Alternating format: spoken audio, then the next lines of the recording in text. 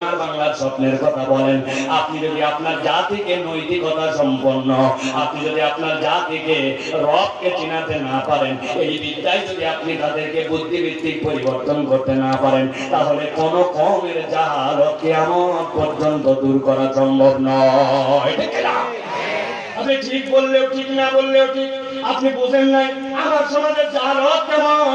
আসার সময় দেখলাম যশোর থেকে পার করার পরে বাম দিকে রেলগেট পার করে মার্কেটের সামনে বড় করে একটা সাইনবোর্ড লাগানো, এত বড় এক সাইনবোর্ড, সাইনবোর্ডের মধ্যে এক মহিলা দাঁড়ানো। চোখটা খালি তাকানোর সাথে সাথে নামাই নিলাম। দুই হাতে কাপড় নাই, পেট বের করে আছে, নিচের দিকে কি আছে না আছে ওইটা তো দেখার মতো ওই জায়গায় নাই, কারণ ওই জায়গার ছবি এইটুকু, হাত দুইটা ফাঁকা। দাগ দিয়েছে এরকম করে একটা, দাগ দিয়ে ডিক্লার দিয়েছে এই শীত থেকে যদি বাঁচতে চান, হাতের ফাটা দাগ যদি দূর করতে চান, তাহলে এই ক্রিম লাগান। এই বিজ্ঞাপন দেখছেন আপনারা, কথা বলেন। আমি আপনাদের কাছে জিজ্ঞাসা করবো, বুঝেছি যে উত্তর দিবে। আপনাদের এই এলাকার মানুষ মাঠের মধ্যে যে ধান লাগায়, ওই ধান লাগানোর সময় মহিলারা মাঠে বেশি ধান লাগায় না পুরুষ? ভ্যান চালায় কি মহিলা না পুরুষ? ইজি বাইক কি মহিলা না পুরুষ? বাহিরে কাজ করে বেশি মহিলা না পুরুষ? তাহলে জিজ্ঞাসা হচ্ছে, সব সময় বাহিরে থাকলো, কাজ করলো, সব কিছু করলো, কিন্তু শীতকালি লাগলো মহিলার গায়ে ব্যাপারটা কি? আসল ব্যাপার কিছু না। ওরা বলতেছে নারী স্বাধীনতা, নারী স্বাধীনতা। আসলে এইটা নারী স্বাধীনতা নয়, এইটা জাহালত। নারীকে আবার পণ্যে রূপান্তর করেছে। যেই নারীর ইজ্জত থাকার কথা, হাজার হাজার তরুণ চোখ দিয়ে ওই নারীর সাথে জেনা করতেছে, অথচ ওই নারী ভাবতেছে আমি আগাইলাম। তুমি আগাও নাই, তুমি 1450 বছর পিছায় গেছো। ঠিক না? আপনি জাহালত দেখতে পান না, কিন্তু আপনি পরিবর্তন চান সমাজে। পরিবর্তন কেমনে হবে? আল্লাহ রাব্বুল আলামিন বলছেন, ওয়া কাযালিকা আওহাইনা ইলাইকা রূহান মিন আমরিনা মা কুনতা তাদরি মাল কিতাব ওয়াল ঈমান।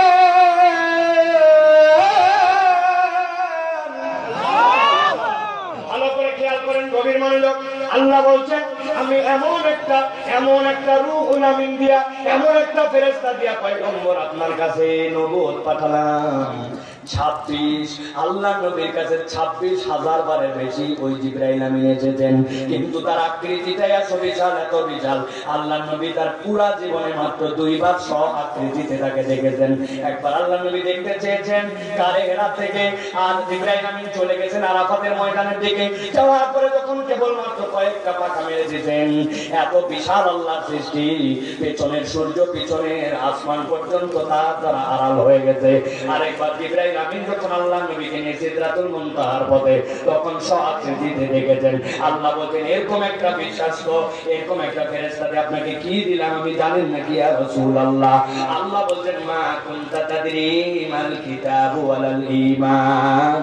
আপনি যদিও হেদায়েতের উপর ছিলেন, কখনো শিরক করেন নাই, কিন্তু আমি আল্লাহ আপনাকে বললাম, আপনি ঈমান কাকে বলে, আপনি কিতাব কাকে বলে, এইটা প্রকৃতার্থে জানতেন না। আল্লাহু আকবার। এবার ভালো করে মনোযোগে খেয়াল করেন, আল্লাহ কি বললেন? আপনি ঈমান কাকে বলে জানতেন না, আপনি কিতাব কাকে বলে এটা জানতেন না। আল্লাহ বলেন, হ্যাঁ হ্যাঁ আপনাকে ঈমান দিলাম, কিতাব দিলাম, কিন্তু ইয়া রাসূলুল্লাহ আপনাকে আসলে আমি কিতাব দেই না, ঈমান দেই না। কি দিলাম? আল্লাহ বলেন, ওয়ালাকিন জাআলনাহু নূরা।